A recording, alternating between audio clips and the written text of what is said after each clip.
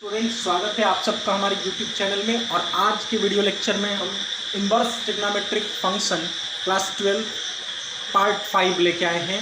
और आज हम लोग जो रिमेनिंग प्रॉपर्टीज़ हैं उनको देखने के बाद एक्सरसाइज स्टार्ट करेंगे। तो रिमेनिंग प्रॉपर्टीज़ में हमें ये 4 प्रॉपर्टीज़ देखनी है, जिसके लिए हमने tan के लिए पढ़ लिया था सिर्फ साइन और कास के लिए। Two sine x equal to sine 2x under root 1 minus x square, 3 sine inverse x equal to sine inverse 3x minus 4x cube, 2 cos inverse x equal to cos inverse 2x cube 2x square minus 1, 3 cos inverse x equal to cos inverse 4x cube minus 3x। तो सबसे पहले हम first वाले को prove कर देते हैं, बाकी आपको खुद करना होगा उसी के बेसिस पे। Let sine inverse x equal to हमने सपोज कर लिया थीटा, तो साइन थीटा इक्वल टू क्या होगा x। If sine inverse x equal to theta then sine theta equal to x। अगर sine theta equal to x है तो cos theta equal to क्या होगा, कास थीटा होता है under root 1 minus sine square theta.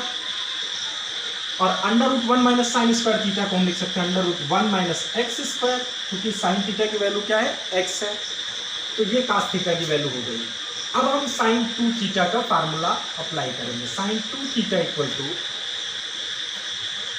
2 sine theta into cos theta, ये है formula 2 sine theta into cos theta.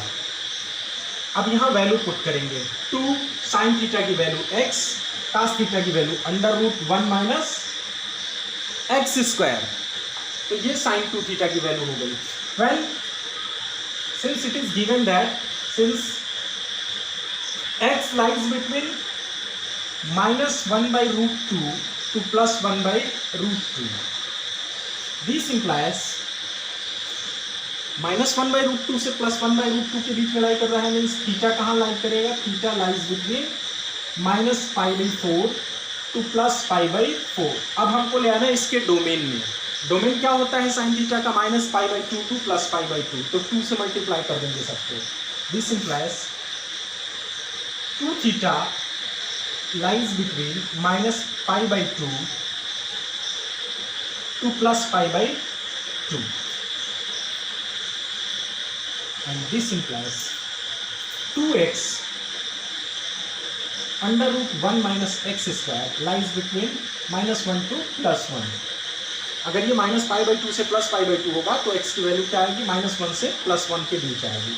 तब हम लिख सकते हैं then we can write sine 2 theta equal to 2x under root 1 minus x square, then 2 theta equal to sine inverse 2x under root 1 minus x square. ये हुआ। अब हम इसको लिख सकते हैं 2 थीटा। 2 थीटा मीन्स थीटा किसको सपोज किया है हमने, साइन इनवर्स एक्स को, तो 2 sine inverse x equal to sine inverse 2x under root 1 minus x square. ये हमारा प्रॉपर्टी प्रूव है। और सेम इसी के बेसिस पे हम साइन 3 थीटा का फार्मूला यहाँ अप्लाई करेंगे, कास 2 थीटा का यहाँ और कास 3 थीटा का यहाँ पे, और इन तीनों को प्रूव करेंगे। तो ये 3 आपके लिए छोड़ते हैं। अगर आपसे नहीं हो पाएगा तो कमेंट बॉक्स में ज़रूर बताइएगा, हम इसको फिर करेंगे। अब एक्सरसाइज के क्वेश्चन देखेंगे कुछ। तो आइए एक्सरसाइज 2.1 के फर्स्ट क्वेश्चन को देखते हैं। बहुत ध्यान से देखिएगा, हम यहाँ पे प्रिंसिपल वैल्यू ब्रांच का यूज़ करके प्रिंसिपल वैल्यू निकालने वाले हैं। क्वेश्चन है फाइंड द प्रिंसिपल वैल्यू, इसकी प्रिंसिपल वैल्यू निकालनी है। तो यहाँ सबसे पहले आपको डोमेन और रेंज पता होना चाहिए कि इनवर्स ट्रिग्नोमेट्रिक फंक्शन के किस रेशियो का क्या होता है डोमेन और रेंज। तो सबसे पहले हमें साइन इनवर्स का देखना है। तो हम सपोज करेंगे let sine inverse minus 1 by 2 is equal to y या x, कुछ भी सपोज करेंगे। तो अगर sine inverse minus 1 by 2 equal to y है, देन हम लिख सकते हैं क्या, sine y equal to minus 1 by 2। Minus 1 by 2, 1 by 2 sine के कितने डिग्री की वैल्यू है, पाई बाई 6 की। तो हम लिख सकते हैं equal to minus sine pi by 6। अब साइन नेगेटिव कब होता है, या तो थर्ड क्वाड्रेंट में या तो फोर्थ क्वाड्रेंट में। तो थर्ड क्वाड्रेंट में क्या हम जा सकते हैं, साइन इनवर्स का जो डोमेन होता है वो माइनस पाई बाई 2 से प्लस पाई बाई 2 तक ही लाई करता है। तो थर्ड क्वाड्रेंट में जाएंगे तो वो नहीं लाई करेगा, थर्ड क्वाड्रेंट में नहीं होगा। Minus pi by 2 two plus pi by 2 सिर्फ इतना है, तो फोर्थ क्वाड्रेंट में ले सकते हैं इसको। तो हम इसको लिखेंगे साइन -π/6। अगर इससे नीचे आ रहे हैं तो नेगेटिव डायरेक्शन है, तो -π/6 लिख सकते हैं। This shows that sin y equal to sin -π/6 and -π/6 is lies between, या फिर ये कह सकते हैं -π/6 belongs to -π/2 to +π/2 close interval. -π/2 और +π/2 के बीच की ही ये वैल्यू है, तो प्रिंसिपल वैल्यू क्या होगी? Hence principal value of sine inverse -1/2 is -π/6। ये हमारा आंसर होगा। अब सेकंड क्वेश्चन को देखते हैं। कास इनवर्स √3/2 की प्रिंसिपल वैल्यू निकालनी है, तो सपोज करेंगे let cos inverse √3/2 equal to x, then cos x equal to क्या होगा? कास एक्स इक्वल टू √3/2, और √3/2 कास के कितने डिग्री की वैल्यू है? π/6 की। π/6 रेडियन की वैल्यू है कास π/6। और कास इनवर्स एक्स का रेंज क्या होता है, डोमेन क्या होता है? -π/2 to -0 to pi, sorry cos के लिए क्या होता है? 0 to pi. Since π/6 belongs to 0 to pi, 0 और पाई के बीच का ही ये वैल्यू है, तो ये प्रिंसिपल वैल्यू हो सकता है। Hence principal value of cos x, cos inverse √3/2 is π/6। ये हमारा आंसर है। तो इस तरह से हम प्रिंसिपल वैल्यू निकालते हैं। अब आगे के कुछ क्वेश्चन देखते हैं। तो आइए अब नेक्स्ट क्वेश्चन करते हैं। Question number 3, cosec inverse 2। तो सपोज करेंगे let cosec inverse 2 equal to theta या अल्फा, कुछ भी सपोज कर सकते हैं, एक्स वाई कुछ भी। Then cosec theta equal to 2, और कोसेक के कितने डिग्री की वैल्यू, कितने रेडियन की वैल्यू 2 होती है? तो π/6 की, इक्वल टू कोसेक π/6। अब हमें ये देखना है कि क्या इसका प्रिंसिपल वैल्यू जो ब्रांच है उसके अंदर का है कि नहीं। Since principal value branch of cosec inverse x is -π/2 close interval -π/2 to +π/2 -0। Means 0 को नहीं रख सकते बिकॉज साइन 1/0 डिफाइंड नहीं है, इसलिए 0 को छोड़ के -π/2 से +π/2 के बीच की कोई भी वैल्यू रख सकते हैं। और ये π/6 इसी के बीच का है, and π/6 belongs to close interval -π/2 to +π/2। इसके बीच की वैल्यू है। Hence principal value of cosec inverse x, cosec inverse 2 is π/6, अब यहाँ पे है tan इनवर्स -√3। तो यहाँ सपोज करेंगे let tan inverse -√3 equal to alpha, then tan alpha equal to क्या होगा? -√3।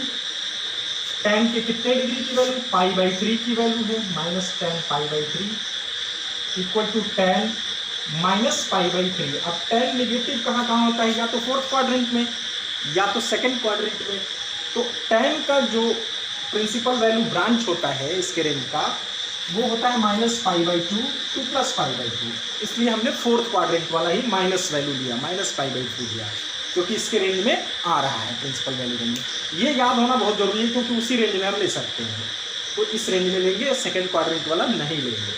तो यहाँ पे this implies since this value means -π/3 lies between -π/2 to +π/, open interval -π/2 to +π/2, इसके बीच का ही ये वैल्यू है। hence principal value of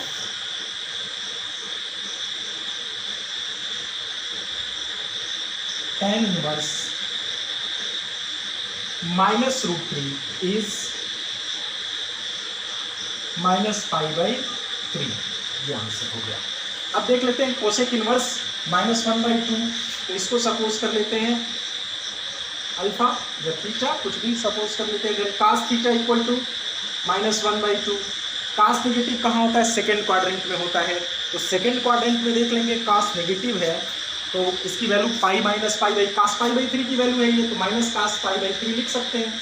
ये नेगेटिव कब होगा? जब हम लिख देंगे cos π माइनस π/3। सेकेंड क्वाड्रेंट में cos नेगेटिव होता है। तो सेकेंड क्वाड्रेंट में कैसे जाना होता है? जब पाई में से कुछ माइनस करेंगे या π/2 में कुछ प्लस करेंगे तब। तो पाई में से हमने π/3 माइनस कर दिया। cos 180 minus theta minus cos theta होता है, इसलिए हमने इसको ऐसे लिखा। और cos theta equal to cos 2π/3, since 2π/3 belongs to range of principal value branch of cos inverse x। cos inverse x के प्रिंसिपल वैल्यू ब्रांच में ये लाई कर रहा है, hence principal value of cos inverse -1/2 is 2π/3। इसका 2π/3 हुआ। अब आइए देखते हैं tan इनवर्स -1। tan इनवर्स -1 को भी हम सपोज करेंगे let tan inverse -1 equal to x, देन tan x equal to -1। tan x की वैल्यू -1 होगी, ये π/4 की वैल्यू होती है -tan π/4। तो इसको लिख सकते हैं tan -π/4, बिकॉज जो इसका रेंज है प्रिंसिपल वैल्यू ब्रांच का वो -π/2 से +π/2 है। Since -π/4 belongs to -π/2 open interval -π/2 to +π/2, this implies principal value of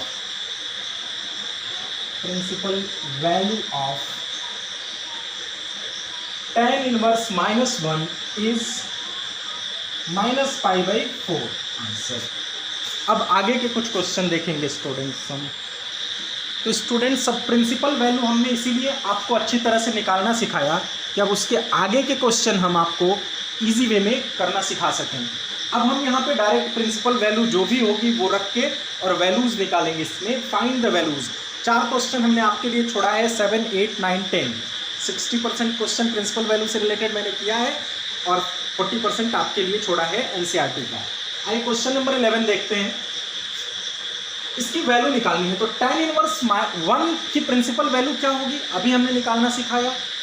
1 π/4 की वैल्यू होती है और π/4 -π/2 टू +π/2 के बीच का वैल्यू है, तो π/4 हो गया इसकी tan इनवर्स 1 की वैल्यू। cos इनवर्स -1/2, cos का जो रेंज होता है प्रिंसिपल वैल्यू का 0 to π होता है। तो 0 और π के बीच में सेकेंड क्वाड्रेंट में ये निगेटिव होगा, तो 2π/3 की वैल्यू यानी π -π/3 की वैल्यू क्या आएगी?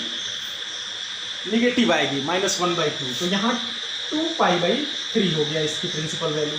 और -1/2 साइन π/6 की वैल्यू 1/2 होती है, निगेटिव है तो उसके रेंज -π/2 टू +π/2 में क्या होगा? -π/6। अब इसको सॉल्व कर लेना है। तो 4, 3, 6 का एलसीएम होगा 12, तो ये होगा हमारा 3π + 8π - 2π, 9/12 π, 3/4π। ये हमारा आंसर हुआ। अब क्वेश्चन नंबर 12 की बात करते हैं। तो यहाँ प्रिंसिपल वैल्यू रखेंगे। ये इसकी प्रिंसिपल वैल्यू है π/3, cos π/3 की वैल्यू होती है 1/2, और यहाँ पे 2 इंटू ये π/6 की वैल्यू है, तो ये भी π/3 + π/3 2π/3 ये वैल्यू हो गई। अब जल्दी से देख लेते हैं 2 क्वेश्चन। मल्टीपल चॉइस 13 में साइन इनवर्स x = y है, तो कौन सा ऑप्शन करेक्ट होगा? मतलब इसका प्रिंसिपल वैल्यू ब्रांच बताना है। तो ये होता है principal value branch sine inverse का। इसमें इसकी वैल्यू बतानी है। इसकी प्रिंसिपल वैल्यू π/3 - 2π/3 क्या आएगा? -π/3। और -π/3 ऑप्शन बी करेक्ट है। अब नेक्स्ट वीडियो में मिलते हैं।